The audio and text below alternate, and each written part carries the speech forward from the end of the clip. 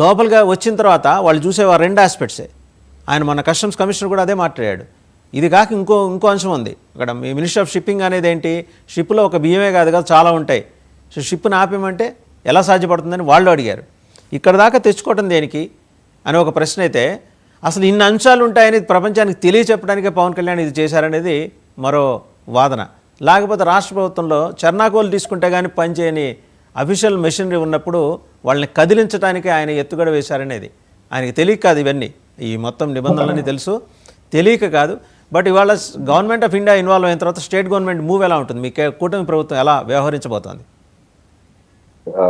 Sir, ముందుగా నాకు అవకాశం ఇచ్చిన నైటర్ యజమాన్యానికి, అలాగే మీకు, అలాగే ప్యానల్ ఉన్నటువంటి పార్టీ నాయకులకి, విశ్లేషకులందరికీ కూడా శుభోదయం తెలియజేసుకుంటూ, సార్ ఇప్పుడు నేనేమంటున్నానంటే, గత ప్రభుత్వంలో ఎప్పుడైనా మనం పీడిఎస్ రైస్ పట్టుకున్నట్టు కానీ, లేకపోతే కాకినాడ పోర్టుకు సంబంధించిన విషయాల మీద చర్చించడం కానీ, ఎక్కడన్నా పేపర్లో మనం పీడిఎస్ రైస్ తరలిస్తున్నారు, దాన్ని ఎక్కడన్నా పట్టుకున్నారనే విషయాలు కానీ, టీవీలో కానీ, ఎక్కడన్నా కానీ చర్చ కానీ ఎక్కడన్నా జరిగిందని అడుగుతున్నాను. రెండోది, ఇందాక అన్నారు ఆయనకు అవగాహన లేకన్నారు, అవగాహన ఉందన్నారు, అదంతా ఓకే, సీజ్ ద షిప్ అన్నారు. ఆ తర్వాత ఏం జరిగింది? ఇప్పటివరకు షిప్ అక్కడ కదలలేదు. తర్వాత ఏం జరిగింది? 640 పీడిఎస్ రైస్, 640 టన్నులు మెట్రిక్ టన్నుల యొక్క పీడిఎస్ రైస్ మేము పట్టుకున్నామని చెప్పారు. మొన్న కలెక్టర్ గారు ప్రెస్ మీట్ పెట్టి ఏం చెప్పారు? దాంట్లో more than 1064 metric tons of rice ఉందన్నారు. ఇది పీడిఎస్ రైస్ అని చెప్పి గుర్తించినారు. కలెక్టర్ చాలా క్లియర్ గా చెప్పారు. దట్ మీన్స్ మీరు ఏదైతే పనామా స్టెల్లా షిప్ ఏదైతే ఉందో ఆ షిప్ లో ఖచ్చితంగా పీడిఎస్ రైస్ అనేది తరలించినట్టు మాత్రం ఖచ్చితంగా ఇన్ఫర్మేషన్ అయితే మనకు. అవును సార్, మీ చెక్ పోస్టులు ఏం చేస్తున్నాయి? అది కదా గవర్నమెంట్ ఆఫ్ ఇండియా అడుగుతుంది మిమ్మల్ని. అడుగుతున్నది ఏంటంటే మీ చెక్ పోస్టులు ఏం చేస్తున్నాయి, మీ ఆఫీసర్స్ ఏం చేస్తున్నారు? సార్ నేను కూడా చూసినాను సార్. అంతకు ముందు నేను అదే అనేది సార్, అంతకు ముందు గత 5 సంవత్సరాల్లో ఎవరు కానీ కనీసం కాకినాడ పోర్టు దగ్గరికి వెళ్ళడం కానీ, లేదంటే ఎంతో మంది విశ్లేషకులు కానీ, రాజకీయ నాయకులు కానీ, ఇతర పార్టీ నాయకులు కానీ ఎవరు కూడా కనీసం దాని గురించి ఒక్క నిమిషం సార్, దాని గురించి మాట్లాడే దాఖలు కూడా లేదంటుంది. నేనేమంటానంటే, నాలుగుతో అన్నారా, నాలుగుతో అనలేదా, అదంతా నాలుగుతో అన్నారా అది కాదు. ఇక్కడ ఎప్పుడైతే అన్నారో అప్పుడు డెఫినెట్లీ దీనికి నేషనల్ ఫోకస్ అనేది రావడం జరిగింది, అందరూ అటెన్షన్ తీసుకోవడం జరిగింది, కలెక్టర్లు పనిచేయడం జరిగింది, పరిగెత్తడం జరిగింది. దాని రిజల్ట్ ఆ తర్వాత ఏం జరిగింది? ఈ రోజు మెట్రిక్ టన్స్ ఆఫ్ రైస్ ని మళ్ళా పట్టుకోవడం జరిగింది. ఇది ఇంకోటి సార్, మీరు ఇందాక అన్నారు అది సెంట్రల్ మినిస్టర్ ఏదో ఎక్కడో చెప్పారు అనేసి. అక్కడ ఇట్స్ వెరీ క్లియర్. మీరు అన్నట్టు national cooperative exports limited definitely ఇక్కడ షిప్ ని సీజ్ చేయమంటే that is not meaning ship ని ఇక్కడే ఉంచేసుకోండి కాకినాడ పోర్ట్ లోని కాదు. షిప్ లో ఉన్న ఖచ్చితమైనటువంటి మొత్తం ఏదైతే సరుకు ఏదైతే ఉందో దాని అంతా కూడా చెక్ చేయమని చెప్పిన తర్వాత చెక్ చేశారు కదా. పవన్ కళ్యాణ్ గారు నాలుగుతో చెప్పారని కాదు, ఆ తర్వాత ఆ యొక్క ఇది జరిగింది కదా, అది దాటిపోయిందనే కదా ప్రాబ్లము. కలెక్టర్ గారు ఆ రోజు 640 మెట్రిక్ టన్స్ మాత్రమే పట్టుకున్నామన్నారు. షిప్ సీజ్ అయిన తర్వాత తిరిగి మళ్ళా చెక్ చేసినప్పుడు 1064 మెట్రిక్ టన్స్ ఉందని చెప్పి కలెక్టర్ గారే కదా చెప్పారు. అంటే ఇక్కడ మనం చూడాల్సిందంటే మెయిన్ సబ్జెక్ట్ ని, మెయిన్ కోర్ పాయింట్ ని పక్కకి పెట్టి G2G సదస్సు తీసుకున్నారు.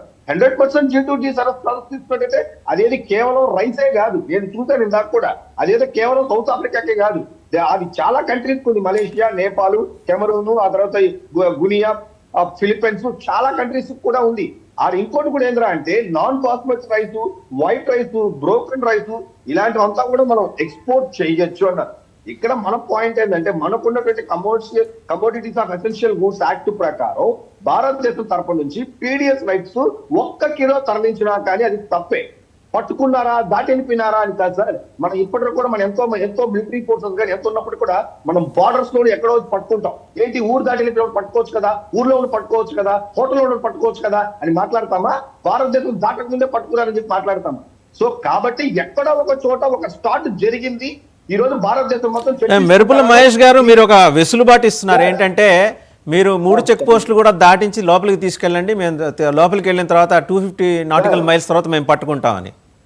సార్ మనము సార్ ఒకటి సార్ ద్వారంపూడి చంద్రశేఖర్ రెడ్డి చాలా హ్యాపీగా ఫీల్ అవుతాడు మీ మాటలంటే. ఏం పర్లేదు, మన చెక్ పోస్ట్ దగ్గర మన ఆపరని. సార్ మీకు చిన్న విషయం చెప్తాను సార్. మాది నగిరి నియోజకవర్గం, మాది పుత్తూరు. మీరు నంబరు మొన్న 8,32,000 రూపాయలకు సంబంధించిన రైస్ ని పట్టుకోవడం జరిగింది. నగిరిలో సంబంధించిన 10 మంది కేసులు పెట్టడం జరిగింది. జనరల్ గా రైస్ తీసుకెళ్లిపోతా బ్యాగుల్లో తీసుకెళ్లిపోతున్న వాళ్ళు ఇంత రైస్ తీసుకెళ్తే ఎక్కడ చెక్ చేస్తారో తలకాయ నొప్పి అని చెప్పి పెట్టెళ్ళిపోతున్నారు. మాకు ఈ నెల వద్దంటున్నారు. రైస్ కూడా రాష్ట్రంలో కదిలింది, ఊరికే కాదు చెప్పట్లేదు. ఇది ఈ రోజు గ్రౌండ్ రియాలిటీ ఎక్కడో స్పీడ్ ద షిప్ అంటే పల్లెల్లో జరుగుతాను దీని యొక్క ప్రభావం. వద్దు బాబు, గవర్నమెంట్ రైస్ తీసుకోవడం వద్దు, ఆ 10 రూపాయలు 20 రూపాయలు పెట్టుకోవడం కొనుక్కోవడం వద్దు, దీన్ని తీసుకెళ్లి తరలించడం వద్దు, తగులుకోవడం వద్దు అని చెప్పి మొట్టమొదటిసారి ఆంధ్ర రాష్ట్రంలో రైస్ ఏదైతే పీడిఎస్ రైస్ ఉందో దాన్ని తరలించడానికి, దాన్ని తీసుకెళ్ళడానికి, చివరికి 20 కిలోల రైస్ క్యారీ చేయడానికి కూడా మాది కాదున్నప్పుడు తీసుకెళ్తే సమస్యలు అవుతున్న పరిస్థితి. మీరు మీ నగరి గురించి మీరు మాట్లాడారు కాబట్టి మీతో ఒక విషయం చెప్తున్నా. నగరి నుంచే, ఆ నగరి చుట్టుపక్కల నియోజకవర్గాల నుంచి మీ మాజీ మంత్రి రోజా గారు, అంటే ఆవిడ మంత్రిగా ఉన్న సమయంలో ఈ పీడిఎస్ రైస్ ఎక్స్పోర్ట్ తమిళనాడు కూడా ఆవిడ ఆధ్వర్యంలో జరిగాయనే ఆరోపణలు ఉన్నాయి. దాని మీద కూడా విచారణ జరుగుతోంది. అవును సార్, నిన్న పట్టుకునింది కూడా వాళ్ళు తాలూకా మనుషులే. దాదాపు 4-5 మందిని కేసు ఫైల్ అయింది. సార్ నేనేం చెప్తున్నానంటే G2G సదస్సు లేకపోతే ఆ యొక్క ఎవరైతే NCEL వాళ్ళు చెప్పారండి, వాళ్ళు చాలా ఇదేదో రైసే కాదు ఇంకా చాలా కూడా ఎక్స్పోర్ట్ చేసుకునే అవకాశం కూడా ఉంది. పాయింట్ ఏంద్రా అంటే ఈ రోజు ఆ షిప్ లో పీడిఎస్ రైస్ తరలించినారా లేదా? ఎందుకు సార్ కలెక్టర్ గారు ఏం చెప్పారు, పవన్ కళ్యాణ్ గారు షిప్ అన్నప్పుడు కరెక్టే అండి, ఆ రోజు మాకు కూడా కోఆపరేట్ చేయట్లేదని చెప్పి కలెక్టర్ గారు చాలా ఇదిగా చెప్పారు. ఫోర్స్ వచ్చింది, ప్రెషర్ వచ్చింది, తీసుకెళ్లి చెక్ చేస్తే దొరికారు. ఇప్పుడు పీడిఎస్ రైస్ పట్టుకుంది తప్ప, లేకపోతే పీడిఎస్ రైస్ పట్టుకోవడం తప్ప దాటిన తర్వాత వదిలేశారని చెప్పడం వాళ్ళు అలా అనలేదే. మీరు ఎన్సీఎల్ లెటర్ మీరు చదివినట్లేదు సమంగా. వాళ్ళు అలా అనలా. మా వ్యవహారాల్ని, మా వ్యాపారాల్ని మీరు తనిఖీల పేరుతోటి ఇబ్బంది పెట్టమాకండి అని అన్నది. కానీ మీరు రేషన్ బియ్యం తరలించండి అని వాళ్ళు ఏం చెప్పలేదే. వాళ్ళు చాలా ట్రూ స్పిరిట్ తోటి వాళ్ళు లెటర్ రాశారండి. వాళ్ళని మీరు తప్పట్లేరు, ఎంచలేరు. సార్ ఇక్కడ ఎన్సీఎల్ ని ఎవరు తప్పట్లేదు సార్, ఎన్సీఎల్ ని ఎవరు తప్పట్లేదు. ఇక్కడ ఎన్సీఎల్ ని ఎవరు తప్పట్లేదు. అక్కడ వాళ్ళు చెప్పింది మీరు షిప్ చెక్ చేస్తే రైట్ లేదని చెప్పి కూడా ఎన్సీఎల్ ఎక్కడ చెప్పలేదు కదా. అసలు ఎన్సీఎల్ ఎక్కడ కూడా రైతు మధ్యలో చెక్ చేయకూడదని చెప్పి కూడా వాళ్ళకు డామ్స్ ఏం లేదు కదా. కాకపోతే ఏంట్రా అంటే మనకు వాళ్ళకి రైతు పంపిస్తున్నాం. మీరు చట్టం చేయండి సార్. మహేష్ గారు డిబేట్ లో మాట్లాడటం కాదు. మీకు 164 మంది ఉన్నారు. చట్టం చేయండి. అసలు రేషన్ బియ్యం మీరు చట్టం చేయండి. మీరు చట్టం చేసి మీ చేతిలోకి పవర్ ఇలా లాక్కోండి. మీరు ఇలా లాక్కొని ద్వారంపూడి లేకపోతే ఇంకో 15 మంది ఆయన చుట్టూతున్నోళ్ళు వీళ్ళందరూ వాళ్ళ వ్యవహారాలని అడ్డుకట్టు వేయండి. చట్టం చేయకుండా కేంద్ర ప్రభుత్వం మీద పడిపోతే ఎట్లా? మీరు ఎవరు సార్ ఇక్కడ NCPL అనేది అదొక separate organization. That works under ministry of home affairs. మీరు అదేదో తీసిపారేమాకండి. అదేమో చిల్లర మల్లర ఆర్గనైజేషన్ కాదు, హోం మంత్రిత్వ శాఖ పరిధిలో పనిచేసేది అది. చెప్పండి సార్, మీరు ఏమన్నా చెప్పండి. నేను చెప్పే పాయింట్ ఏంద్రా అంటే ఆడ NCPL వాళ్ళకి ఎవరో తప్పట్టట్లేదు. G2G దేశాలు ఒప్పందం చేసుకున్నప్పుడు డెఫినెట్ గా అలాంటి పంపించే తరుణంలో మీరు ఆపినట్టయితే వాళ్ళకి సకాలంలో చాలా రీచ్ కాదు కాబట్టి దానివల్ల ఇబ్బందులు వస్తుంది అనే విషయం మీరే చెప్పారు. దీనేదో పవన్ కళ్యాణ్ గారు 2 దేశాల మధ్య చుట్టు పెట్టేటట్టు, అక్కడేదో నాలెడ్జ్ లేకుండా మాట్లాడినట్టు. వాళ్ళేం ఆ మాట అనలేదే. వాళ్ళ ఆ మాట అనలా. NCL ఆ మాట అనలేదు. NCEL ఆ మాట అనలేదు ఎక్కడ. మా గైడ్ లైన్స్ ఇవి, దీనికి లోబడి మేము పనిచేస్తాం, మీరు మాకు సహకరించండి అన్నారు. చాలా జాగ్రత్త. ఏమండి, వాళ్ళ వెర్బాటం అంతా నేను చదివాను సార్. దయచేసి మహేష్ గారు, మీరు కూడా అడ్వకేట్, మీరు నాకన్నా ఎక్కువ తెలుసు మీకు వెర్బాటం విషయంలో. చాలా స్పష్టంగా వాళ్ళు ఎక్కడ ఎవరిని ఎంచలా. వాళ్ళు అనేది ఏంటంటే మా వ్యాపార వ్యవహారాలకు విఘాతం కలిగించకుండా దండం పెట్టారు వాళ్ళు.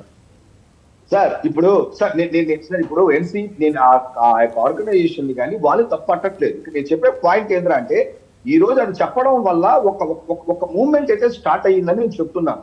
దాంట్లో 100% పవన్ కళ్యాణ్ గారి యొక్క మాట వల్లే ఈ రోజు ఈ ఫోకసింగ్ వచ్చిందని చెప్పారు. ఇంతకు ముందు గతంలో ఎప్పుడైనా ఇలా జరిగిందా? గతంలో ఎప్పుడైనా పోట్ల పట్టు సంగతులు మనం చూసామా? మధ్యలో ఆపిన సంగతులు చూసామా?